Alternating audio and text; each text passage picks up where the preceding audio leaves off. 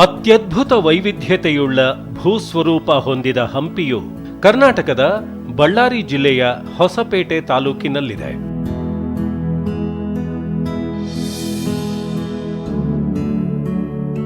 ಹೊಸಪೇಟೆಯು ಸಮೀಪವಿರುವ ಪಟ್ಟಣವಾಗಿದ್ದು, ರಾಜ್ಯದ ವಿವಿಧೆಡೆಯಿಂದ ರಸ್ತೆ ಮತ್ತು ರೈಲು ಮಾರ್ಗಗಳ ಮೂಲಕ ತಲುಪಬಹುದು.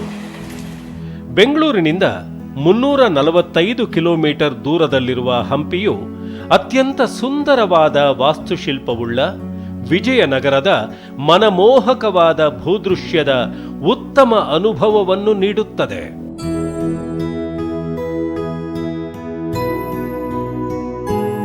ಸುಂದರ ಪ್ರಕೃತಿಯ ಮಡಿಲಲ್ಲಿ ಲಯವಾಗಿರುವ ಹಂಪಿಯು ರಮಣೀಯ ನಿಸರ್ಗದ ಔದಾರ್ಯವು ಅದರ ಸಾಮಾಜಿಕ ಸೌಹಾರ್ದತೆ, ಉದಾರತೆ ಹಾಗೂ ಸಹಿಷ್ಣುತೆಗಳ ಕುರುಹಾಗಿ ಹಲವು ಕಿಲೋಮೀಟರ್ವರೆಗೆ ಹರಡಿರುವ ಪಳೆಯುಳಿಕೆಗಳ ರಾಶಿ, ಕೆತ್ತನೆ ಮಾಡಿದ ಕಲ್ಲುಗಳು, ಒಡೆದ ಗೋಡೆಗಳು, ನಾಶವಾದ ದೇವಾಲಯಗಳು, ಭಗ್ನಗೊಂಡ ವಿಗ್ರಹಗಳಿಂದಾಗಿ ಜಗತ್ತಿನ ಅತಿ ವಿಸ್ತಾರವಾದ ಬಯಲು ವಸ್ತು ಪ್ರದರ್ಶನಾಲಯವೆಂದು ಹೆಸರು ಪಡೆದಿದೆ.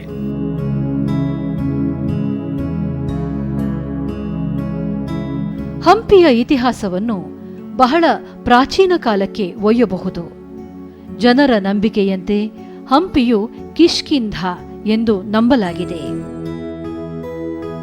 ರಾಮಾಯಣದಲ್ಲಿ ಉಲ್ಲೇಖವಾಗಿರುವ ಪ್ರಸಿದ್ಧ ಬೆಟ್ಟಗಳಾದ ಅಂಜನಾದ್ರಿ, ಕಿಷ್ಕಿಂಧ, ಮಾತಂಗ, ಮಾಲ್ಯವಂತ, ಋಷ್ಯಮೂಕ, ಹೇಮಕೂಟ ಮತ್ತು ರತ್ನಕೂಟಗಳು ಇಲ್ಲಿವೆ. 13ನೇ ಶತಮಾನದ ಅಂತ್ಯದ ವೇಳೆಗೆ ದಕ್ಷಿಣ ಭಾರತದ ಸ್ಥಳೀಯ ರಾಜರ ಮೇಲೆ ಮುಸಲ್ಮಾನ ಮನೆತನಗಳು ದಾಳಿಗಳನ್ನು ನಡೆಸುತ್ತಿದ್ದರು. ಅವರ ಆಕ್ರಮಣಗಳನ್ನು ಪ್ರಬಲವಾಗಿ ಎದುರಿಸಲು ವಿಜಯನಗರ ಸಾಮ್ರಾಜ್ಯವು ಸ್ಥಾಪನೆಯಾಯಿತು. ಸಂಗಮ ವಂಶದ ಸಹೋದರರುಗಳಾದ ಹರಿಹರ ಮತ್ತು ಬುಕ್ಕರು ಕ್ರಿಸ್ತಶಕ 1336ರಿಂದ 1342ರ ನಡುವೆ ಪ್ರಾರಂಭದಲ್ಲಿ ಆನೆಗೊಂದಿಯನ್ನು, ನಂತರ ಹಂಪಿಯನ್ನು ರಾಜಧಾನಿಯನ್ನಾಗಿಸಿಕೊಂಡು ವಿಜಯನಗರ ರಾಜ್ಯವನ್ನು ಸ್ಥಾಪಿಸಿದರು. ವಿಜಯನಗರ ರಾಜ್ಯವು ಕಾಲಕ್ರಮದಲ್ಲಿ ಬಲಗೊಂಡು ವರ್ಧಿಸಿ ಸಾಕಷ್ಟು ಸಮಯದವರೆಗೆ ದಕ್ಷಿಣ ಭಾರತದ ಬಹುಭಾಗಗಳನ್ನು ಒಳಗೊಂಡಿತ್ತು. ಸಾಮ್ರಾಜ್ಯದ ಉತ್ತುಂಗ ಕಾಲದಲ್ಲಿ ಅದು ಉತ್ತರದ ಕೃಷ್ಣಾ ನದಿಯವರೆಗೆ, ದಕ್ಷಿಣದಲ್ಲಿ ಹಿಂದೂ ಮಹಾಸಾಗರದವರೆಗೆ ಮತ್ತು ಪೂರ್ವ ಪಶ್ಚಿಮ ಕಡಲ ತೀರದವರೆಗೂ ವ್ಯಾಪಿಸಿತ್ತು. ವಿಜಯನಗರ ಎಂದಾಕ್ಷಣ ಅದು ಕೇವಲ ಒಂದು ಅರಸನ ಮನೆತನ ಮಾತ್ರವಲ್ಲ, ಅದೊಂದು ಪರಂಪರೆ. ಅದರಲ್ಲಿ 4 ಅರಸು ಮನೆತನಗಳು ಇದ್ದವು: ಸಂಗಮ ವಂಶ, ಸಾಳುವ ವಂಶ, ತುಳುವ ವಂಶ ಮತ್ತು ಅರಬೀಡು ವಂಶ. ವಿಜಯನಗರದ ಉಚ್ಛ್ರಾಯ ಕಾಲದಲ್ಲಿ ರಾಜಧಾನಿ ಹಂಪಿಗೆ ಭೇಟಿ ನೀಡಿದಂತಹ ಅನೇಕ ವಿದೇಶಿ ವಿದ್ವಾಂಸರು ಅಥವಾ ವಿದೇಶಿ ಪ್ರವಾಸಿಗರು ತಮ್ಮ ಅನುಭವಗಳನ್ನು ಕೂಲಂಕುಷವಾಗಿ, ಅತ್ಯಂತ ವಿಸ್ತಾರವಾಗಿ ದಾಖಲಿಸಿದ್ದಾರೆ. ಇಟಲಿಯ ಪ್ರವಾಸಿ ನಿಕೊಲೋ ಕಾಂಟಿ ಅವರ ವರ್ಣನೆ ಹೇಗಿದೆ: ಗುಡ್ಡಗಳ ಪಕ್ಕದಲ್ಲಿರುವ ವಿಜಯನಗರ ಸುಮಾರು 60 ಮೈಲಿ ಸುತ್ತಳತೆಯುಳ್ಳದ್ದಾಗಿದೆ. ಗುಡ್ಡದ ಬುಡದವರೆಗೂ ಇದರ ಕೋಟೆಯ ಗೋಡೆಗಳು ಚಾಚಿವೆ. ಇಲ್ಲಿ 90,000 ವೀರ ಯೋಧರಿದ್ದಾರೆ.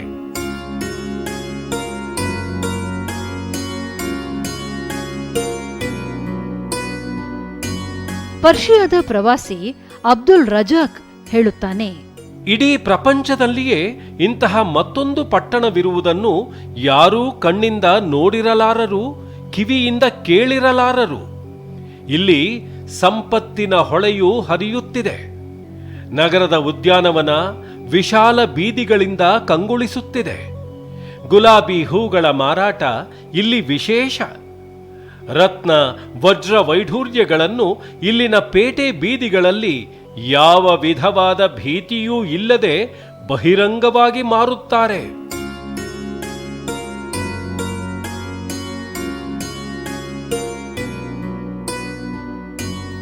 ಪೋರ್ಚುಗಲ್ಲಿನ ಡೊಮಿಂಗೋ ಪೇಸ್. ವಿಜಯನಗರವು ರೋಮ್ ನಗರದಷ್ಟು ದೊಡ್ಡದಾಗಿದೆ.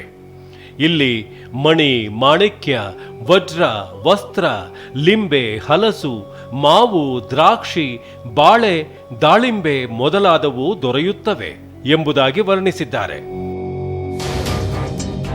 ವಿಜಯನಗರ ಸಾಮ್ರಾಜ್ಯದ ರಾಜಧಾನಿಯಾಗಿ ಮೆರೆದದ್ದು ತುಂಗಭದ್ರಾ ನದಿಯ ದಕ್ಷಿಣ ದಂಡೆಯ ಮೇಲಿರುವ ಹಂಪಿ. ಹಂಪಿಯನ್ನು ಪಂಪಾ ಕ್ಷೇತ್ರ, ವಿರೂಪಾಕ್ಷಪುರ, ಕುಂಜರಕೋಣ, ಹೊಸಪಟ್ಟಣ, ಹೊಸ ಹಂಪಿಯ ಪಟ್ಟಣ, ಹಸ್ತಿನಾವತಿ, ವಿದ್ಯಾನಗರ ಹೀಗೆಲ್ಲ ಕರೆಯುತ್ತಿದ್ದರು. ವರಾಹನ ಅವತಾರದಲ್ಲಿ ಭೂಮಿಯನ್ನು ರಕ್ಷಣೆ ಮಾಡಿದ ಶ್ರೀ ವಿಷ್ಣು ರೂಪದ ವರಾಹ ಇವರ ಚಿಹ್ನೆ. ವಿಜಯನಗರ ಸಾಮ್ರಾಜ್ಯದ ರಾಜ ಲಾಂಛನ, ಸುವ್ಯವಸ್ಥಿತ ಸರ್ಕಾರವನ್ನು ಅವರು ಅಂದು ಸ್ಥಾಪಿಸಿದರು ಎಂಬುದನ್ನು ಸೂಚಿಸುವಂತಿದೆ. ತುಳುವ ರಾಜವಂಶದ ಕೃಷ್ಣದೇವರಾಯನನ್ನು ಭಾರತದ ಅತ್ಯಂತ ಮಹಾನ್ ಅರಸರ ಪೈಕಿ ಒಬ್ಬನೆಂದು ಪರಿಗಣಿಸಲಾಗುತ್ತದೆ. ವೀರ ನರಸಿಂಹನ ಮಲತಾಯಿಯಾದ ನಾಗಲಾದೇವಿಯ ಮಗನಾಗಿದ್ದ ಕೃಷ್ಣದೇವರಾಯ ಮಂತ್ರಿ ತಿಮ್ಮರಸನ ನೆರವಿನೊಂದಿಗೆ ಸಿಂಹಾಸನವನ್ನು ಪಡೆದುಕೊಂಡನೆಂದು ಹೇಳಲಾಗುತ್ತದೆ. ಸೈನಿಕ, ವಿದ್ವಾಂಸ ಹಾಗೂ ರಾಜನೀತಿಜ್ಞನಾದ ಕೃಷ್ಣದೇವರಾಯನು ಅಚ್ಚಳಿಯದ ಪ್ರಭಾವವನ್ನು ಬೀರಿದ ಭಾರತದ ಅತ್ಯಂತ ಗೌರವಾನ್ವಿತ ಅರಸರಲ್ಲಿ ಒಬ್ಬನೆಂದು ಪರಿಗಣಿಸಲ್ಪಡುತ್ತಾನೆ. ಸಂಗೀತ ಸಾಹಿತ್ಯ ಸಂಗೀತ ಸಾಹಿತ್ಯ ಸಂಗೀತ ಸಾಹಿತ್ಯ ನೃತ್ಯ ಶಿಲ್ಪಾದಿ ಕಳಲಕು ಶ್ರೀಕೃಷ್ಣರಾಯ ಭೂಪ ಶ್ರೀಕೃಷ್ಣರಾಯ ಭೂಪ. ಕವಿ ಅಲ್ಲಸಾನಿ ಪೆದ್ದನ, ನಂದಿ, ತಿಮ್ಮಣ್ಣ ಇವರೆಲ್ಲರನ್ನೂ ಒಳಗೊಂಡಂತೆ ಅಷ್ಟದಿಗ್ಗಜರು ಎಂದು ಕರೆಯಲ್ಪಡುತ್ತಿದ್ದ 8 ಪ್ರಸಿದ್ಧ ಕವಿಗಳ ಸಾಹಿತ್ಯಿಕ ಕೂಟವು ಅವನ ಭುವನ ವಿಜಯದಲ್ಲಿ ಇತ್ತು. ಕೃಷ್ಣದೇವರಾಯನು ಕೂಡ ಮಹಾನ್ ವಿದ್ವಾಂಸನಾಗಿದ್ದ. ಆತನ ತೆಲುಗು ಕೃತಿಯಾದ ಆಮುಕ್ತ ಮಾಲ್ಯದ ಆತನ ಪಾಂಡಿತ್ಯಕ್ಕೆ ಸಾಕ್ಷಿಯಾಗಿದೆ. ಸಂಸ್ಕೃತ ನಾಟಕವಾದ ಜಾಂಬವತಿ ಕಲ್ಯಾಣಂ ಎಂಬುದನ್ನು ಶ್ರೀ ಕೃಷ್ಣದೇವರಾಯನೇ ಬರೆದ ಎಂದು ಹೇಳಲಾಗುತ್ತದೆ. ಕುಮಾರವ್ಯಾಸನ ಅಪೂರ್ಣವಾದ ಭಾರತವನ್ನು ಕನ್ನಡದಲ್ಲಿ ತಿಮ್ಮಣ್ಣ ಕವಿಯು ಪೂರ್ಣಗೊಳಿಸಿ ಕರ್ನಾಟಕ ಕೃಷ್ಣರಾಯ ಭಾರತ ಕಥಾಮಂಜರಿ ಎಂಬ ಹೆಸರಿನಲ್ಲಿ ರಾಜನಿಗೆ ಸಲ್ಲಿಸಿದನು.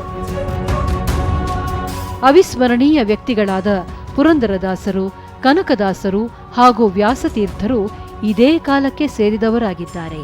ನವರತ್ನ ಖಚಿತ ಸಿಂಹಾಸನ ದೀಪ ನವರತ್ನ ಖಚಿತ ಸಿಂಹಾಸನ ದೀಪ ಶ್ರೀಕೃಷ್ಣರಾಯ ಭೂಪ ಶ್ರೀಕೃಷ್ಣರಾಯ ಭೂಪ.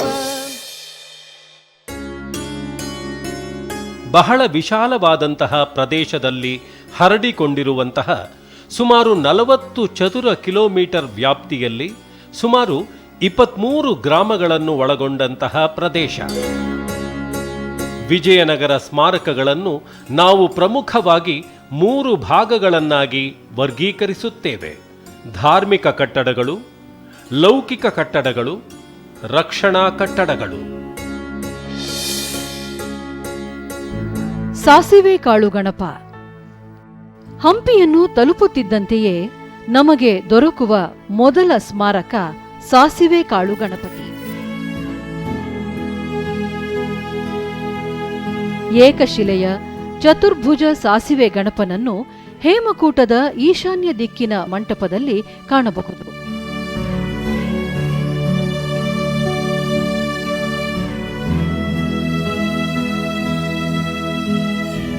ಈ ವಿನಾಯಕ ಮಂಟಪವನ್ನು ಕ್ರಿಸ್ತಶಕ 1506ರಲ್ಲಿ ಸಾಳವ ವಂಶದ ಇಮ್ಮಡಿ ನರಸಿಂಹನ ನೆನಪಿಗಾಗಿ ಒಬ್ಬ ವ್ಯಾಪಾರಿ ನಿರ್ಮಿಸಿದ ಎಂದು ಶಾಸನಗಳಿಂದ ತಿಳಿದುಬರುತ್ತದೆ. ಒಂದು ಕಲ್ಪನೆಯ ಪ್ರಕಾರ ಸಾಸಿವೆ ಕಾಳು ವ್ಯಾಪಾರಿ ಇದನ್ನು ಕಟ್ಟಿಸಿರುವುದರಿಂದ ಸಾಸಿವೆ ಕಾಳು ಗಣಪತಿ ಎಂಬ ಅಣುಕು ಹೆಸರು ಬಂದಿರಬಹುದು ಎಂದು ಹೇಳಲಾಗುತ್ತಿದೆ.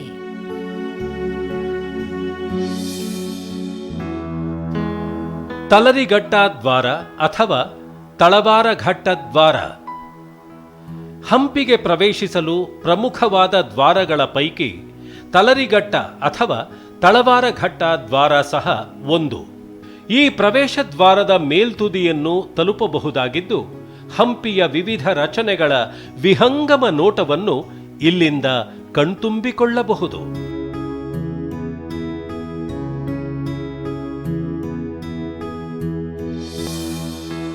ವಿರೂಪಾಕ್ಷ ದೇವಾಲಯ.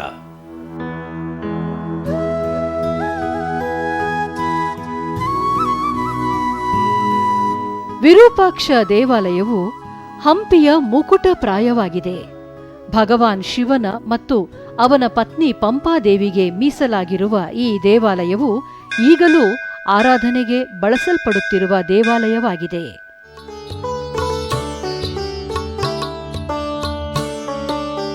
ಹೇಮಕೂಟ ಬೆಟ್ಟದ ಉತ್ತರ ಭಾಗದಿಂದ ಇಳಿದರೆ ವಿರೂಪಾಕ್ಷ ದೇವಾಲಯದ ಪೂರ್ವ ಪ್ರವೇಶ ದ್ವಾರವು ದೊರಕುತ್ತದೆ.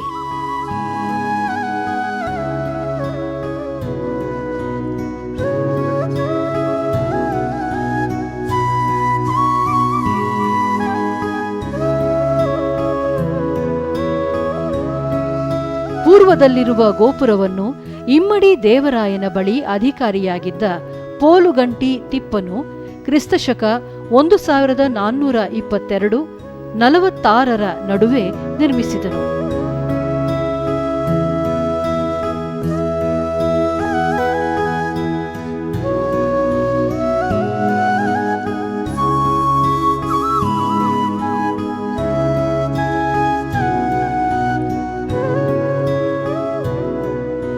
ಭದ್ರವಾದ ತಳಪಾಯದೊಂದಿಗೆ ಹಸುವಿನ ಮುಖದ ಆಕಾರದಲ್ಲಿ ಕಾಣುವ ಈ ಗೋಪುರ ಬೆಸ ಸಂಖ್ಯೆಯಲ್ಲಿ 9 ಅಂತಸ್ತುಗಳನ್ನು ಹೊಂದಿದೆ. ಮೇಲಕ್ಕೆ ಮೇಲಕ್ಕೆ ಹೋದಂತೆಲ್ಲ ಚಿಕ್ಕದಾಗುತ್ತಾ ಬರುತ್ತದೆ. ಒಂದು ತುದಿಯಲ್ಲಿ ಹಸುವಿನ ಕೊಂಬಿನಾಕಾರದ ರಚನೆಯೊಂದಿಗೆ ಮುಕ್ತಾಯವಾಗುತ್ತದೆ. ಮೂಲ ಆಲಯದ ಅನತಿ ದೂರದಲ್ಲಿ ಗೋಪುರ ನಿರ್ಮಾಣ ಮಾಡಿ ಅದಕ್ಕೆ ಹೊಂದಿಕೊಂಡಂತೆ ಸುತ್ತಲೂ ಪ್ರಾಕಾರ ಅಥವಾ ಕಲ್ಲಿನ ಕೋಟೆಯಂತಹ ದೊಡ್ಡ ಗೋಡೆಯನ್ನು ನಿರ್ಮಿಸಿ ಒಳಭಾಗದಲ್ಲಿ ಮಂಟಪಗಳನ್ನು ನಿರ್ಮಿಸಲಾಗಿದೆ. ದೇವಾಲಯ ಸಂಕೀರ್ಣದಲ್ಲಿ ಅನೇಕ ಉಪಗುಡಿಗಳು ಮತ್ತು ಮಂಟಪದ ಸಾಲು ಒಳ ಆವರಣದಲ್ಲಿದೆ.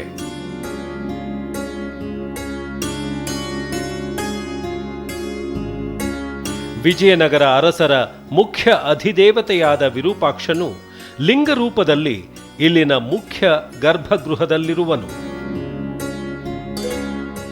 ರಂಗಮಂಟಪದಲ್ಲಿರುವ ವಿಜಯನಗರ ಕಾಲದ ಭಿತ್ತಿ ವರ್ಣಚಿತ್ರದಲ್ಲಿ ವಿದ್ಯಾರಣ್ಯ ಯತಿಗಳ ಮೆರವಣಿಗೆ, ಅಷ್ಟದಿಕ್ಪಾಲಕರು, 10 ಬಾಹುಗಳ ವಿಷ್ಣು, ಗಿರಿಜಾ ಕಲ್ಯಾಣ, ಮತ್ಸ್ಯ ಯಂತ್ರ ಭೇದಿಸುತ್ತಿರುವ ಅರ್ಜುನ, ತ್ರಿಪುರಾಂತಕ ಶಿವ ಮತ್ತು ದೇವತೆಗಳನ್ನು ಕಾಣಬಹುದು.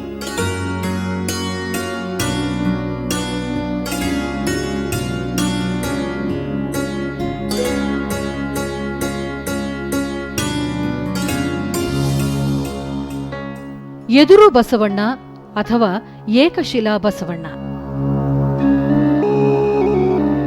ವಿರೂಪಾಕ್ಷ ದೇವಾಲಯದ ಮುಂಭಾಗದಲ್ಲಿ ಪೂರ್ವಕ್ಕೆ 750 ಮೀಟರ್ ಉದ್ದ, 35 ಮೀಟರ್ ಅಗಲ ವಿಶಾಲವಾದ ವಿರೂಪಾಕ್ಷ ಬಜಾರು ಮಾತಂಗ ಪರ್ವತದ ಬೆಟ್ಟದ ತಪ್ಪಲಿನವರೆಗೆ ಸಾಗುತ್ತದೆ. ಈ ಭಾಗದಲ್ಲಿ ಆಕರ್ಷಕ ಕಂಬಗಳಿರುವ 2 ಅಂತಸ್ತಿನ ಸುಂದರ ಮಂಟಪದಲ್ಲಿ ವಿರೂಪಾಕ್ಷ ದೇವಾಲಯಕ್ಕೆ ಅಭಿಮುಖವಾಗಿ ಕುಳಿತ ಭಂಗಿಯಲ್ಲಿ ಬಸವನ ನಂದಿ ಏಕಶಿಲಾ ಶಿಲ್ಪವಿದೆ. ಅಚ್ಯುತರಾಯ ದೇವಾಲಯ. ಎದುರು ಬಸವನ ಹಿಂಬದಿಯ ಮಾತಂಗ ಬೆಟ್ಟದ ತಪ್ಪಲಿನಲ್ಲಿ ಭವ್ಯವಾದ ಅಚ್ಯುತರಾಯ ದೇವಾಲಯ ಮತ್ತು ಅಚ್ಯುತರಾಯ ಪೇಟೆ ಅಥವಾ ಅಚ್ಯುತ ಬಜಾರು ಇದೆ.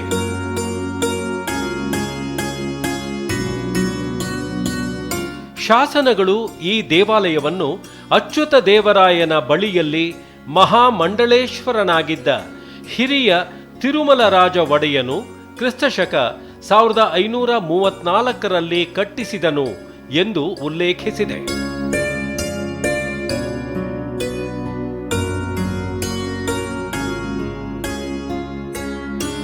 ದೇವಾಲಯದ ಮುಂಭಾಗದಲ್ಲಿ ಎರಡೂ ಕಡೆಗಳಲ್ಲಿ ಮಂಟಪಗಳ ಸಾಲು ಇವೆ. ಅದರ ನಡುವೆ ಇರುವ ಮಾರ್ಗ ಹಾಗೂ ಈ ವಿಶಾಲ ಮತ್ತು ಅತ್ಯಂತ ಅಗಲವಾದ ಬಜಾರನ್ನು ಅಚ್ಯುತರಾಯಪೇಟೆ ಎಂದು ಕರೆಯಲಾಗುತ್ತದೆ.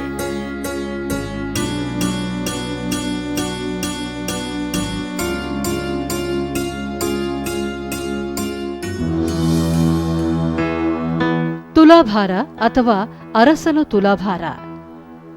ಕಲ್ಲಿನಿಂದ ನಿರ್ಮಿಸಿರುವ ಅರಸನ ತುಲಾಭಾರ ಕಂಬಗಳ ದೊಡ್ಡ ರಚನೆ. ರಾಜರು, ಮಂತ್ರಿಗಳು ವಿಶೇಷ ಸಂದರ್ಭಗಳಲ್ಲಿ ದಾನ ಮಾಡುವಾಗ ಈ ತುಲಾಭಾರದಲ್ಲಿ ಕುಳಿತು ತಮ್ಮ ತೂಕದಷ್ಟು ಚಿನ್ನ, ಬೆಳ್ಳಿ ದಾನ ಮಾಡುತ್ತಿದ್ದರು.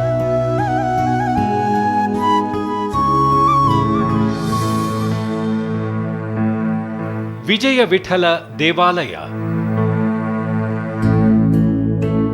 ವಿಶಾಲ ವಿಜಯನಗರ ಪರಂಪರೆಯ ಅತ್ಯಂತ ಅಪ್ರತಿಮ ಅವಶೇಷಗಳಲ್ಲಿ ಒಂದು ವಿಜಯ ವಿಠಲ ದೇವಾಲಯ.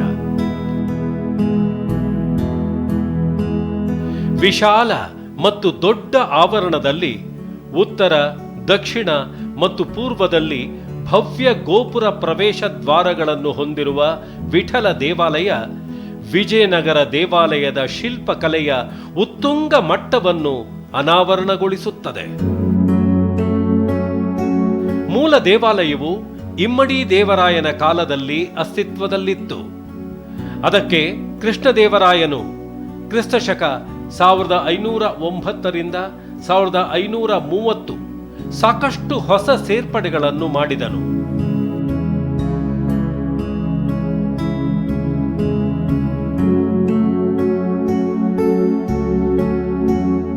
ಹಂಪಿಯಲ್ಲಿರುವ ವಿಜಯ ವಿಠಲ ದೇವಸ್ಥಾನವು ಒಂದು ಪುರಾತನ ಕಟ್ಟಡವಾಗಿದ್ದು ತನ್ನ ವಾಸ್ತುಶಿಲ್ಪ ಮತ್ತು ಸಾಟಿ ಇಲ್ಲದ ಕುಶಲ ಕಲೆಗೆ, ಕಲಾ ನೈಪುಣ್ಯಕ್ಕೆ ಬಹು ಪ್ರಸಿದ್ಧವಾಗಿದೆ.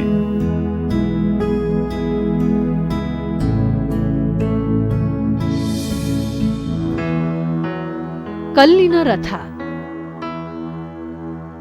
ಈ ದೇವಸ್ಥಾನವು ಕೆಲವು ಸುಂದರವಾದ ಕಲ್ಲಿನ ನಿರ್ಮಾಣಗಳನ್ನು ಒಳಗೊಂಡಿದೆ. ಈ ದೇವಸ್ಥಾನದ ಅಂಗಳದಲ್ಲಿರುವ ಕಲ್ಲಿನ ರಥದ ಸೊಬಗನ್ನು ಪದಗಳಿಂದ ವರ್ಣಿಸಲು ಅಸಾಧ್ಯ.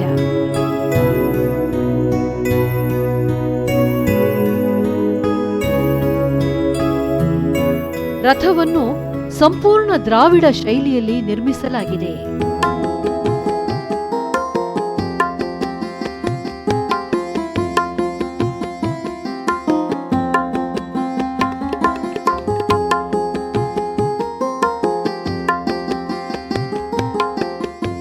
ಭಾರತದ ಶಿಲ್ಪಕಲಾ ಕೌಶಲ್ಯಗಳ ಪ್ರತೀಕವಾದ ತ್ರಿವಳಿ ರಥಗಳಲ್ಲಿ ಇದೂ ಒಂದಾಗಿ ಗುರುತಿಸಲಾಗಿದ್ದು, ಕೋನಾರ್ಕ್ನ ಸೂರ್ಯದೇವನ ರಥ ಹಾಗೂ ಮಹಾಬಲಿಪುರಂನ ಪಂಚರಥಗಳು ಉಳಿದ 2 ರಚನೆಗಳಾಗಿವೆ.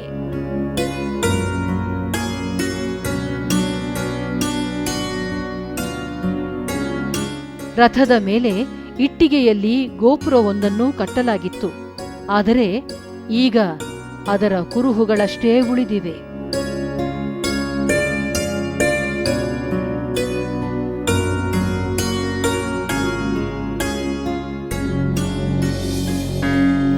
ಸಭಾಮಂಟಪ ಅಥವಾ ನೃತ್ಯ ಮಂಟಪ.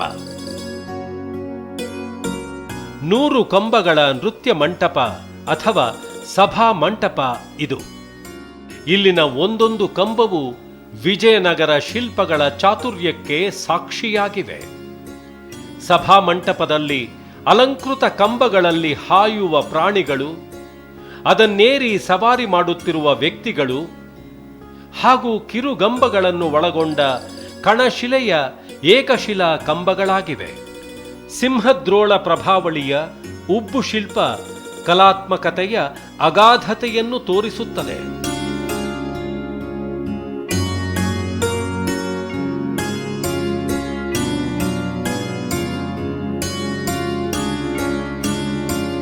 ವಿಜಯನಗರ ಕಾಲದ ದೇವಾಲಯಗಳಲ್ಲಿ ಕಾಣುವುದು ದ್ರಾವಿಡ ಶೈಲಿಯ ಮುಂದುವರೆದ ರೂಪ. ಚೋಳರ ಕಾಲದ ದೇವಾಲಯಗಳಂತೆ ದೊಡ್ಡ ಆಕಾರದ ಒಂದೇ ಕಟ್ಟಡಕ್ಕೆ ಬದಲಾಗಿ ಸಾಮಾನ್ಯ ಆಕಾರದ ಅನೇಕ ಕಟ್ಟಡಗಳ ಸಮುದಾಯ ಆ ಕಾಲದ ದ್ರಾವಿಡ ಶೈಲಿಯ ವೈಶಿಷ್ಟ್ಯ.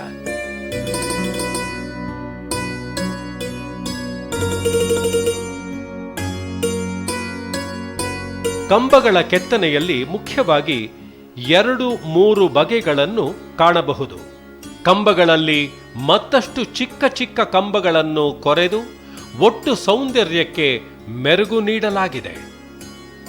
ಕೆನೆಯುತ್ತಿರುವ ಕುದುರೆಯನ್ನೋ ಅಥವಾ ಶಾರ್ದೂಲವನ್ನೋ ತೋರಿಸಿ ಅದರ ಸುತ್ತ ಕೆತ್ತನೆ ಕೆಲಸವನ್ನು ಮಾಡಿರುವುದು ಕಂಡುಬರುತ್ತದೆ.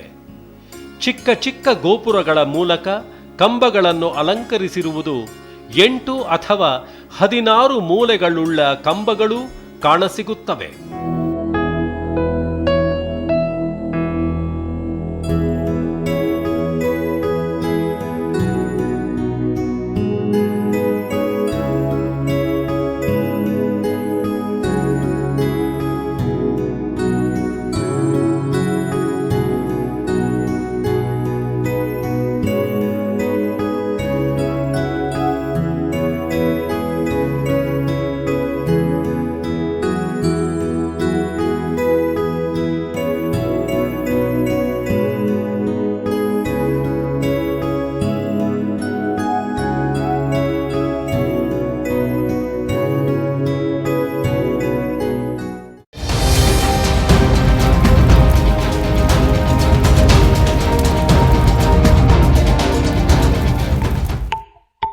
ಐತಿಹಾಸಿಕ ಹಂಪಿಯಲ್ಲಿ ವಿಜಯ ವಿಠಲ ದೇಗುಲದಲ್ಲಿ ಸಪ್ತಸ್ವರ ಹೊರಡಿಸುವ 56 ಕಂಬಗಳನ್ನು ನಿರ್ಮಿಸಲಾಗಿತ್ತು.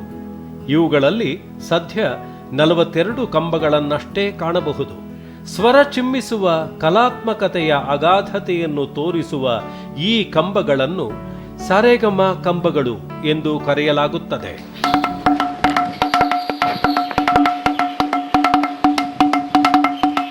ಜಲತರಂಗ, ಗಂಟೆನಾದ, ಶಾಲಾಗಂಟೆ, ಘಟವಾದ್ಯ, ಡಮರುಗ, ಮೃದಂಗ, ವೇಣುನಾದ ಇವೆಲ್ಲವನ್ನು ಆಲಿಸಲು ಪ್ರವಾಸಿಗಳು ಕನಸು ಕಾಣುತ್ತಾರೆ.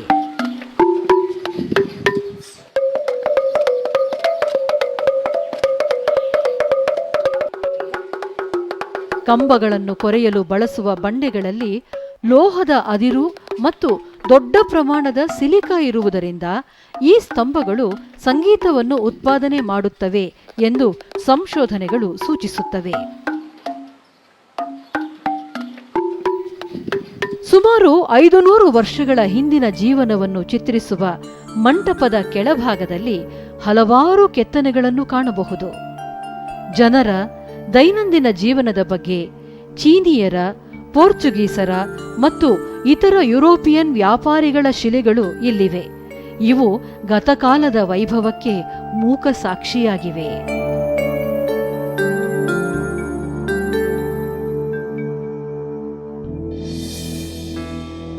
ನರಸಿಂಹಗುಡಿ ವಿಜಯನಗರ ಶಿಲ್ಪಶೈಲಿಯ ವಿಶೇಷತೆ ಇರುವುದೇ ಒರಟು ಕಲ್ಲಿನಲ್ಲಿ ಅತಿ ದೊಡ್ಡ ಗಾತ್ರದ ಶಿಲ್ಪಗಳನ್ನು ಕೆತ್ತುವುದು, ನಿರ್ಮಿಸುವುದು ಮತ್ತು ಅದರಲ್ಲಿಯೇ ಭಾವವನ್ನು ಅಭಿವ್ಯಕ್ತಿಸುವುದು.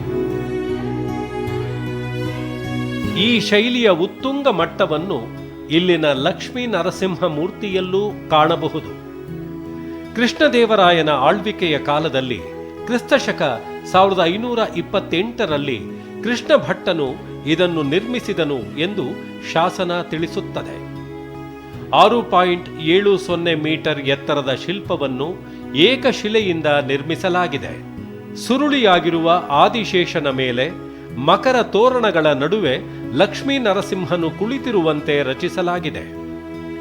ಆದಿಶೇಷನ ಹೆಡೆಯು ಲಕ್ಷ್ಮೀ ನರಸಿಂಹನ ತಲೆಗೆ ನೆರಳು ನೀಡಿದೆ.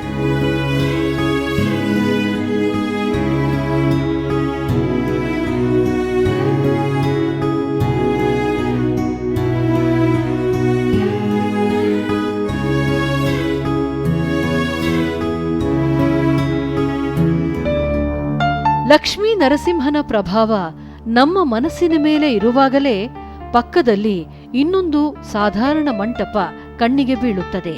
ಅದರೆದುರು ಹೋಗಿ ಒಳ ನೋಡಿದರೆ ಸಾಕು, ಬೃಹತ್ತಾದ ಶಿವಲಿಂಗ ಗೋಚರಿಸುತ್ತದೆ. 3 ಮೀಟರ್ ಎತ್ತರದ ಶಿವಲಿಂಗ. ಇದು ಏಕಶಿಲಾ ಶಿವಲಿಂಗ. ಸದಾಕಾಲ ಸುಮಾರು 3 ಅಡಿ ನೀರು ಆವೃತವಾಗಿರುತ್ತದೆ.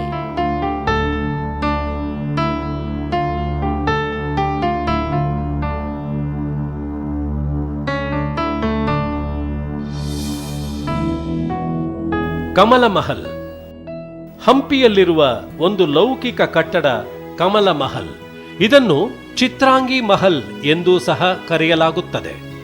ಇದು 2 ಅಂತಸ್ತುಗಳ ಇಂಡೋ ಸಾರ್ಸನಿಕ್ ಶೈಲಿಯ ಉತ್ತಮ ಉದಾಹರಣೆಯ ರಚನೆಯಾಗಿದ್ದು, ಒರಟು ಕಲ್ಲುಗಳ ರಚನೆಯ ಮೇಲೆ ಗಾರೆಯನ್ನು ಲೇಪಿಸಲಾಗಿದೆ.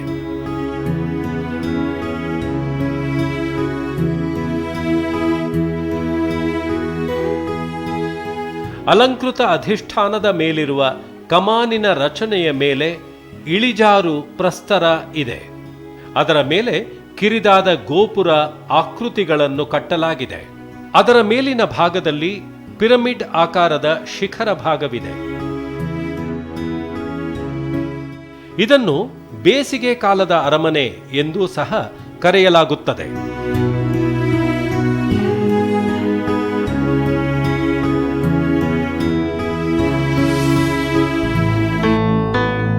ಗಜಶಾಲೆ. ಜನನ ಆವರಣದ ಪೂರ್ವ ದ್ವಾರದ ಮೂಲಕ ಆನೆಲಾಯ ಇರುವ ಪ್ರದೇಶಕ್ಕೆ ಹೋಗಬಹುದು. ಉತ್ತರ ದಕ್ಷಿಣವಾಗಿ ಒಂದು ಕೋಣೆಯ ಪಕ್ಕದಲ್ಲಿ ಇನ್ನೊಂದರಂತೆ ಸಾಲಾಗಿ ಕೋಣೆಗಳನ್ನು ನಿರ್ಮಿಸಲಾಗಿದೆ. ಮಧ್ಯಭಾಗದಲ್ಲಿ ಇರುವ ಚೌಕಾಕಾರದ ರಚನೆಯನ್ನು ಮೆಟ್ಟಿಲುಗಳ ಮೂಲಕ ತಲುಪಬಹುದು.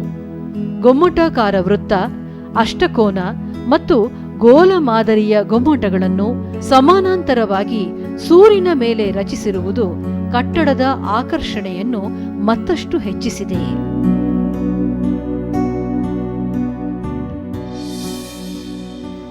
ಗೋಪುರಗಳು ಅಂದರೆ ರಾಜಗೋಪುರಗಳೆಂದೇ ಹೆಚ್ಚು ಜನಪ್ರಿಯವಾಗಿ ಕರೆಯಲಾಗುವ ಮಹೋನ್ನತ ಎತ್ತರಕ್ಕೆ ಏರಿದ ರಚನೆಗಳು. ವಿಜಯನಗರದ ಕಟ್ಟಡ ನಿರ್ಮಾಣ ಶೈಲಿಯ ವೈಶಿಷ್ಟ್ಯಪೂರ್ಣ ಅಂಶಗಳು ಇವು. ಇಲ್ಲಿ ಅಳವಡಿಸಿಕೊಳ್ಳಲಾಗಿರುವ ಕಟ್ಟಡ ನಿರ್ಮಾಣ ಶೈಲಿಯು ಭಾರತೀಯ ಕಟ್ಟಡ ನಿರ್ಮಾಣವನ್ನು ಕುರಿತಂತೆ ಬರೆದ ಲೇಖಕನಾದ ಪರ್ಸಿ ಬೌನ್ನ ಪ್ರಕಾರ ಇದು ಜನರ ರಸಾಭಿಜ್ಞತೆಯ ಆಕಾಂಕ್ಷೆಗಳಿಗೆ ನಿರ್ದಿಷ್ಟ ಸ್ವಾತಂತ್ರ್ಯದಿಂದ ಕೂಡಿದ ಅಭಿವ್ಯಕ್ತತೆಯತ್ತ ಹೆಜ್ಜೆ ಹಾಕಿ ಹೆಚ್ಚಿನ ಪರಿಪೂರ್ಣತೆಯನ್ನು ಅನುಭವಿಸುವ ಜೀವನವನ್ನು ಪಡೆದಿರುವ ಸಂಕೇತವಾಗಿದೆ. ಈ ಹಂತದ ಅಭಿವೃದ್ಧಿಯಲ್ಲಿರುವ ಕಟ್ಟಡ ನಿರ್ಮಾಣವು ಆಡಂಬರದ ವೈಭವದ ಅತ್ಯುನ್ನತ ಪರಾಕಾಷ್ಠೆಯನ್ನು ತಲುಪಿದೆ. ವಿಸ್ತೃತ ಶ್ರೇಣಿಯ ಆದರ್ಶ, ಸಂವೇದನೆ, ಭಾವನೆ, ದುಂದುಗಾರಿಕೆ, ಅಸಾಮಾನ್ಯತೆ, ಆಕಾರ ಹಾಗೂ ನಿರಾಕಾರತೆಗಳ ವೈಪರೀತ್ಯ ಹಾಗೂ ವಿಚಿತ್ರತೆಗಳ ಕಲ್ಲಿನಲ್ಲಿ ಮೂಡಿದ ದಾಖಲೆಯಾಗಿದ್ದು, ಕೇವಲ ಅಮೋಘವಾದ ಕ್ರಿಯಾತ್ಮಕ ಮನಸ್ಸು ಮೂಡಿಸಬಹುದಾದ ಹಾಗೂ ಪ್ರೇರಿತ ಕಲಾವಿದನು ಮೂಡಿಸಬಹುದಾದ ಕಲೆಯಾಗಿದೆ ಎಂದು ಅಭಿಪ್ರಾಯಪಟ್ಟಿದ್ದಾನೆ. ಅರಮನೆ ಆವರಣ, ರಾಯಲ್ ಎನ್ಕ್ಲೋಷರ್. ವಿಸ್ತಾರವಾಗಿರುವ ರಾಯಲ್ ಎನ್ಕ್ಲೋಷರ್ ಅಥವಾ ಅರಮನೆ ಆವರಣ 95,000 ಚದರ ಮೀಟರ್ ವಿಸ್ತೀರ್ಣದ ರಾಜರ ಕೇಂದ್ರ ಬಿಂದುವಾಗಿತ್ತು.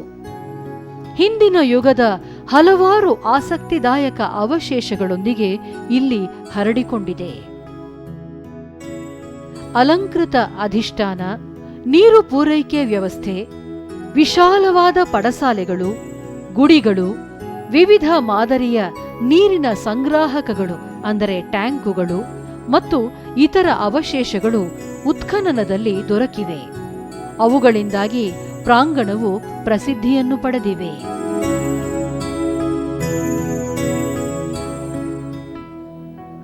ಪುಷ್ಕರಣಿ ಅಥವಾ ಸ್ಟೆಪ್ಡ್ ಟ್ಯಾಂಕ್. 1985ರಲ್ಲಿ ಪತ್ತೆಯಾದ ಪಾವಟಿಕೆಗಳ ಕೊಳ ಅಥವಾ ಪುಷ್ಕರಣಿ ಅರಮನೆ ಆವರಣದಲ್ಲಿ ಹೆಚ್ಚು ಸಂರಕ್ಷಿಸಲ್ಪಟ್ಟ ರಚನೆಗಳಲ್ಲಿ ಒಂದಾಗಿದೆ. ಇದು 5 ಶ್ರೇಣೀಕೃತ ಟ್ಯಾಂಕ್ ಆಗಿದ್ದು 22 ಚದರ ಮೀಟರ್ ವಿಸ್ತೀರ್ಣವನ್ನು ಹೊಂದಿದೆ, 7 ಮೀಟರ್ ಆಳವನ್ನು ಹೊಂದಿದೆ. ಜಲಮೂಲಗಳಿಗೆ ನೀರು ಸರಬರಾಜು ಮಾಡುವ ತಂತ್ರಾಂಶವನ್ನು ಇದು ಹೊಂದಿದೆ. ರೇಖಾಗಣಿತದ ದೃಷ್ಟಿಯಿಂದ ಬಹಳ ಗಮನಾರ್ಹವಾದ ಪುಷ್ಕರಣಿ ಇದು. ವಿಜಯನಗರ ಕಾಲಕ್ಕೆ ಅಣೆಕಟ್ಟು, ಕಾಲುವೆ, ಸೇತುವೆಗಳನ್ನು ನಿರ್ಮಿಸಿ ಕುಡಿಯುವ ಮತ್ತು ನೀರಾವರಿಗಾಗಿ ನೀರು ಒದಗಿಸಿಕೊಂಡಿರುವ ಸಾಕ್ಷ್ಯಗಳು ಈಗಲೂ ನಮಗೆ ನೋಡಸಿಗುತ್ತವೆ.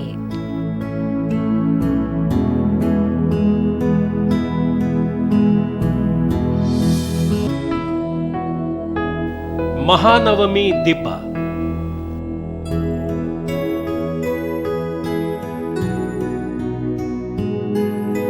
ಮಹಾನವಮಿ ದಿಬ್ಬ ರಾಜನಾದ ಕೃಷ್ಣದೇವರಾಯನು ಉದಯಗಿರಿ ಈಗಿನ ಒರಿಸ್ಸಾದಲ್ಲಿದೆ, ಅದರ ಮೇಲೆ ತನ್ನ ಜಯದ ಸಂಕೇತವಾಗಿ ನಿರ್ಮಿಸಿದ್ದಾನೆ. ಇದೊಂದು ಎತ್ತರದ ರಚನೆಯಾಗಿದ್ದು ಸುತ್ತಮುತ್ತಲಿನ ಪ್ರದೇಶಗಳಿಂದ ಇದನ್ನು ಸರಳವಾಗಿ ನೋಡಬಹುದಾಗಿದೆ. 12 ಮೀಟರ್ ಎತ್ತರದ ಚೌಕಾಕೃತಿಯಲ್ಲಿರುವ ದಿಬ್ಬ ಉತ್ತರ ದಿಕ್ಕಿಗೆ ಮುಖ ಮಾಡಿದೆ. ದಿಬ್ಬದ ಎದುರು ಹಾಗೂ ಹಿಂಬದಿಯಲ್ಲಿ ಮೆಟ್ಟಿಲುಗಳಿವೆ. ಅರಸರು ಆನೆಯ ಮೇಲೆ ಕುಳಿತುಕೊಂಡು ಬಂದು ನೇರವಾಗಿ ದಿಬ್ಬದ ಮೇಲೆ ಇಳಿದುಕೊಳ್ಳುತ್ತಿದ್ದರಂತೆ. ಮಹಾನವಮಿ ದಿಬ್ಬದ ಮೇಲ್ಭಾಗದಲ್ಲಿ ನಿಂತರೆ ಇಡೀ ಹಂಪಿಯ ಪರಿಸರ ಗೋಚರಿಸುತ್ತದೆ.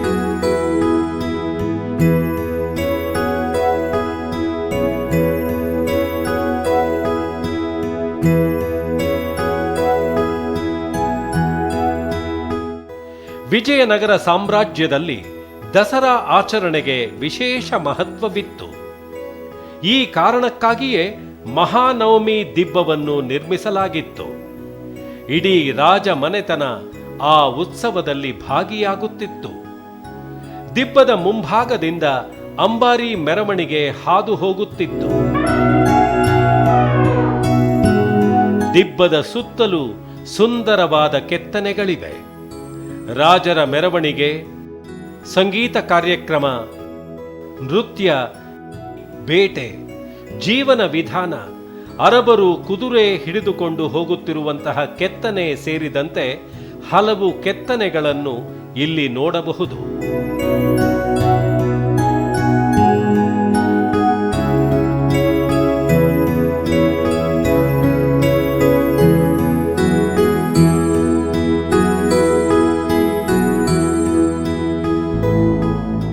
ಮಹಾನವಮಿ ದಿಬ್ಬದ ಉತ್ತರ ಮೂಲೆಯಲ್ಲಿ ಆವರಣ ಗೋಡೆಯಾಚೆ ಇರುವ 2 ಕೃತಿಗಳನ್ನು ಕಂಡು ಖಂಡಿತ ಬೆರಗಾಗುತ್ತೀರಿ. ಇವು ಅಖಂಡ ಕಲ್ಲಿನಲ್ಲಿ ಕೆತ್ತಲಾಗಿರುವ ಬಾಗಿಲುಗಳು. ಸುಮಾರು 9 ಅಡಿ ಎತ್ತರದ ಈ ಬೃಹತ್ ಬಾಗಿಲುಗಳು ಯಾವ ಕೋಟೆ ದ್ವಾರಕ್ಕೆ ಸೇರಿದ್ದವೋ ಏನೋ ಎಂದು ಅಚ್ಚರಿ ಮೂಡಿಸುತ್ತವೆ. ರಾಣಿಯರ ಸ್ನಾನಗೃಹ. ಹಂಪಿಗೆ ತೆರಳುವ ರಸ್ತೆಯ ಬಲಬದಿಗೆ ರಾಣಿಯರ ಸ್ನಾನಗೃಹವು ಇದೆ. ರಾಣಿಯರ ಸ್ನಾನಗೃಹವು ಚೌಕಾಕಾರದ ಕಟ್ಟಡವಾಗಿದೆ. ಬೇಲಿಯಿಂದ ರಕ್ಷಿಸಿದ ಉದ್ಯಾನವನದ ಮಧ್ಯಭಾಗದಲ್ಲಿ ಇದು ಇದೆ.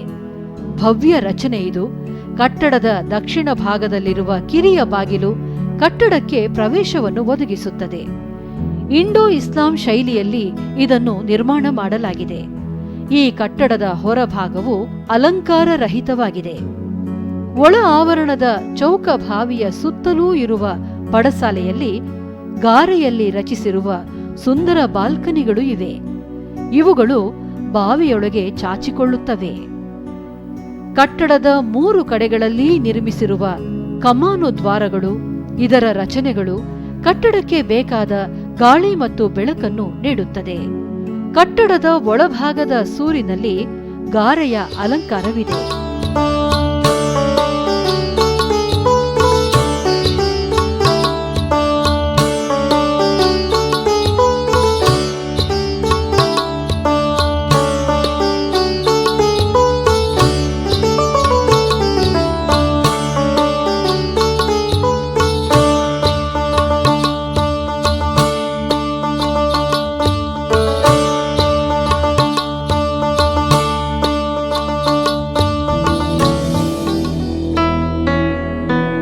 ಅಂಜನಾದ್ರಿ ಪರ್ವತ. ತುಂಗಭದ್ರಾ ನದಿಯ ತಟದಲ್ಲಿ ನಿಂತಿರುವ ಅಂಜನಾದ್ರಿ ಪರ್ವತ ನಿಜಕ್ಕೂ ನಯನ ಮನೋಹರವಾಗಿದೆ.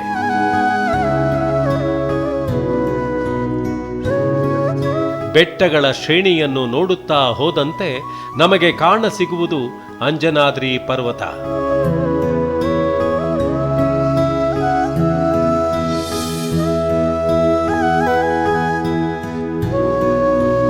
ಸ್ಥಳೀಯ ನಂಬಿಕೆಯಂತೆ ಈ ಪರ್ವತದಲ್ಲಿ ಆಂಜನೇಯನ ತಾಯಿ ಅಂಜನಿ ದೇವಿ ವಾಸವಿದ್ದುದರಿಂದ ಇದಕ್ಕೆ ಅಂಜನಾದ್ರಿ ಪರ್ವತ ಎಂಬ ಹೆಸರು ಬಂದಿತು ಎನ್ನಲಾಗುತ್ತದೆ. ಹಾಗೂ ಅಂಜನಾದ್ರಿ ಪರ್ವತ ಹನುಮನುದಿಸಿದ ನಾಡು ಎಂಬ ಪ್ರತೀತಿಯನ್ನೂ ಹೊಂದಿದೆ. ಈ ಬೆಟ್ಟ ಇರುವುದು ಹಂಪಿ ಸಮೀಪದ ಆನೆಗುಂದಿಯ ಬಳಿ. ಆದರೆ ಈ ಪ್ರದೇಶ ಸೇರುವುದು ಕೊಪ್ಪಳ ಜಿಲ್ಲೆಗೆ. ಅಂಜನಾದ್ರಿ ಬೆಟ್ಟದ ಮೇಲಿರುವ ಹನುಮಾನ್ ದೇವಸ್ಥಾನವನ್ನು ತಲುಪಲು 570 ಮೆಟ್ಟಿಲುಗಳನ್ನು ಹತ್ತಬೇಕು. ಹನುಮಾನ್ ದೇವಾಲಯ ಸಂಪೂರ್ಣ ಬಿಳಿ ಬಣ್ಣದಲ್ಲಿ ಪಿರಮಿಡ್ ರಚನೆಯೊಂದಿಗೆ ಮೇಲ್ಛಾವಣಿಯ ಮೇಲ್ಭಾಗದಲ್ಲಿ ಸಣ್ಣ ಕೆಂಪು ಗುಮ್ಮಟವನ್ನು ಹೊಂದಿದೆ.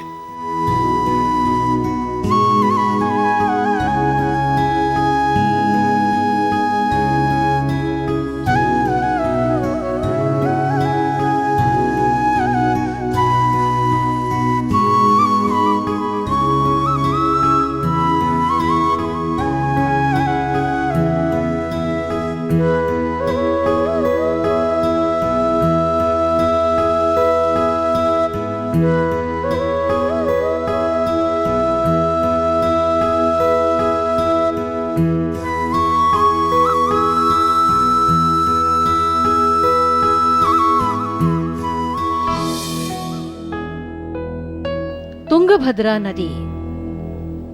ತುಂಗಭದ್ರಾ ನದಿಯು ಮೊದಲು ಪಂಪಾ ಎಂಬ ಹೆಸರಿನಿಂದ ಕರೆಯಲ್ಪಡುತ್ತಿತ್ತು. ಇಲ್ಲಿರುವ ನಂಬಿಕೆಯ ಪ್ರಕಾರ ಬ್ರಹ್ಮನ ಪುತ್ರಿಯಾದ ಪಂಪ ಶಿವನಿಗೋಸ್ಕರ ಕಠಿಣವಾದ ತಪಸ್ಸನ್ನು ಆಚರಣೆ ಮಾಡುತ್ತಾಳೆ.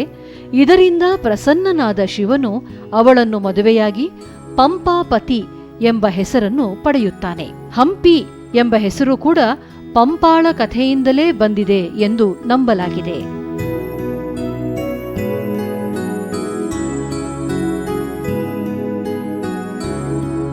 ತುಂಗಭದ್ರಾ ದಕ್ಷಿಣ ಭಾರತದ ಒಂದು ದ್ವೀಪಕಲ್ಪಿತ ಪವಿತ್ರ ನದಿಯಾಗಿದೆ. ಕರ್ನಾಟಕದಿಂದ ಆಂಧ್ರ ಪ್ರದೇಶದವರೆಗೂ ಹರಿಯುತ್ತದೆ.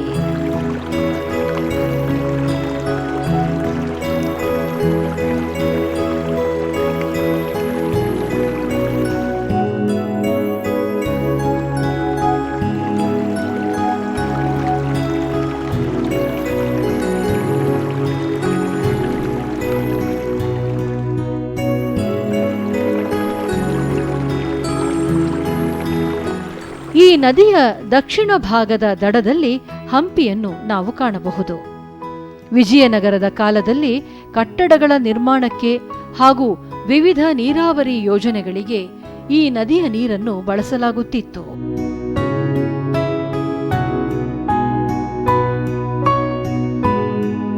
ಈ ನದಿ ದಡವು ಹಂಪಿಯ ಜನಪ್ರಿಯ ಆಕರ್ಷಣೆಗಳಲ್ಲಿ ಒಂದು. ಇಲ್ಲಿ ಲಕ್ಷ್ಮೀ ದೇವಸ್ಥಾನವಿದೆ. ಚಕ್ರತೀರ್ಥ, ಕೋದಂಡರಾಮಸ್ವಾಮಿ ದೇವಸ್ಥಾನಗಳಿಗೆ ಸಂಪರ್ಕ ಕಲ್ಪಿಸುವ ಒನಕೆ ಕಿಂಡಿ ಮಾರ್ಗ, ಪುರಂದರ ಮಂಟಪಗಳನ್ನು ನಾವು ನೋಡಬಹುದು.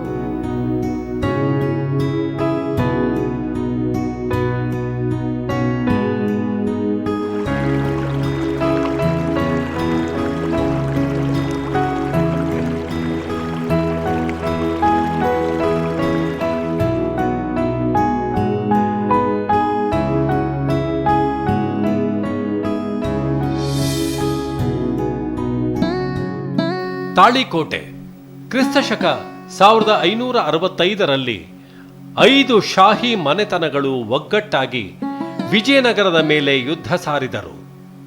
ವಿಜಯನಗರದ ಅಳಿಯ ರಾಮರಾಯನು ತನಗೆ ಸಾಧ್ಯವಾಗುವ ಗರಿಷ್ಠ ಸಂಖ್ಯೆಯ ಸೈನ್ಯವನ್ನು ಸೇರಿಸಿದ. ತನ್ನ ಸಹೋದರರಾದ ತಿರುಮಲ ಹಾಗೂ ವೆಂಕಟಾದ್ರಿಯ ನೆರವಿನೊಂದಿಗೆ ಸ್ವತಃ ರಾಮರಾಯನೇ ಯುದ್ಧವನ್ನು ನಡೆಸಲು ಮುಂದಾದನು. 2 ಗ್ರಾಮಗಳಾದ ರಕ್ಕಸಗಿ ಹಾಗೂ ತಂಗಡಿಗೆಗಳ ನಡುವೆ ರಕ್ಕಸ ತಂಗಡಿ ಯುದ್ಧವು ನಡೆಯಿತು. ಅದನ್ನು ತಾಳಿಕೋಟೆಯ ಯುದ್ಧವೆಂದು ಉಲ್ಲೇಖಿಸಲಾಗಿತ್ತು. ಮೈತ್ರಿಕೂಟಗಳ ದಾಳಿ ಹಾಗೂ ಫಿರಂಗಿಗಳ ಎಡಬಿಡದ ಗುಂಡಿನ ಕಾಳಗ ವಿಜಯನಗರದ ದಳದಲ್ಲಿ ಗೊಂದಲವನ್ನುಂಟು ಮಾಡಿತು. ವಿಜಯನಗರ ಸೈನ್ಯದ ಇಬ್ಬರು ಮುಸಲ್ಮಾನ ಸೇನಾಧಿಪತಿಗಳು ತಮ್ಮ ತುಕಡಿಗಳೊಂದಿಗೆ ಶತ್ರುಗಳೊಂದಿಗೆ ಸೇರಿಕೊಂಡರು.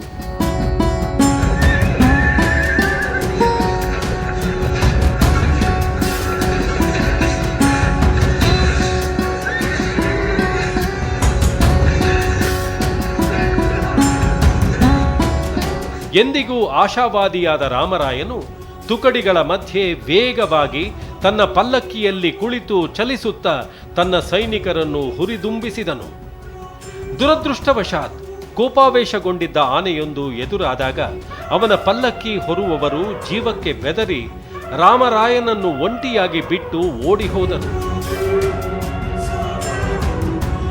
ರಾಮರಾಯನನ್ನು ಸೆರೆ ಹಿಡಿದಾಗ ಹುಸೇನ್ ನಿಜಾಂ ಶಾಹಿಯು ಶಿರಚ್ಛೇದನ ಮಾಡಿ ಉದ್ದನೆಯ ಈಟಿಗೆ ಸಿಕ್ಕಿಸಿ ಯುದ್ಧ ಭೂಮಿಯಲ್ಲಿ ಉದ್ಧಟತನ ಮೆರೆದನು. ಭಯಭೀತಗೊಂಡ ವಿಜಯನಗರದ ಸೈನ್ಯವು ಚೆಲ್ಲಾಪಿಲ್ಲಿಯಾಯಿತು. ಇದು ಭಾರತೀಯ ಇತಿಹಾಸದ ಪುಟಗಳಲ್ಲಿ ನಡೆದ ಅತ್ಯಂತ ಭೀಕರ ಹಾಗೂ ನಿರ್ಣಾಯಕ ಯುದ್ಧ. ರಾಜ್ಯದ ತಿರುವನ್ನೇ ಇದು ಬದಲಾಯಿಸಿತು.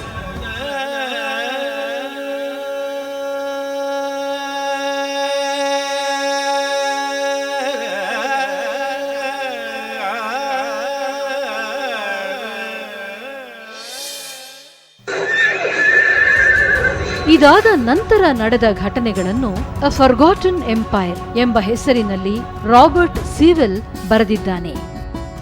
ದಿನಗಳು ಉರುಳಿದಂತೆ ಅಗ್ನಿ ಹಾಗೂ ಖಡ್ಗ ಹಿಡಿದು ಹಾರೆ ಹಾಗೂ ಕೊಡಲಿಗಳನ್ನು ಹೊತ್ತು ಅವರು ವಿನಾಶದ ತಾಂಡವವನ್ನು ಮುಂದುವರಿಸಿದರು.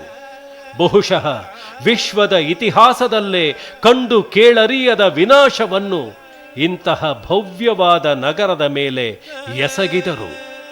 ಪರಿಸ್ಥಿತಿಯ ಪ್ರಯೋಜನ ಪಡೆದ ಕಳ್ಳಕಾಕರರು ಹಾಗೂ ಕೊಲೆಗಡುಕರು ಪರಿಸ್ಥಿತಿಯನ್ನು ಮತ್ತಷ್ಟು ಹದಗೆಡಿಸಿದರು. ತುತ್ತ ತುದಿಗೇರಿದ್ದ ಸಂಸ್ಕೃತಿ ಅಂದು ಪಡೆದ ಆಘಾತದಿಂದ, ಅಂದು ನಡೆದ ಸಂಪತ್ತಿನ ದೋಚುವಿಕೆಯಿಂದ, ಕಲಾಪೂರ್ಣ ಕಟ್ಟಡಗಳ ಧ್ವಂಸದಿಂದ ರಾಜಧಾನಿ ಮತ್ತು ಸಾಮ್ರಾಜ್ಯದ ಮೇಲೆ ಶಾಶ್ವತ ದುರಂತವನ್ನು ಉಂಟು ಮಾಡಿತು. ವಿಜಯನಗರವು ಹಾಳು ಹಂಪಿಯಾಯಿತು.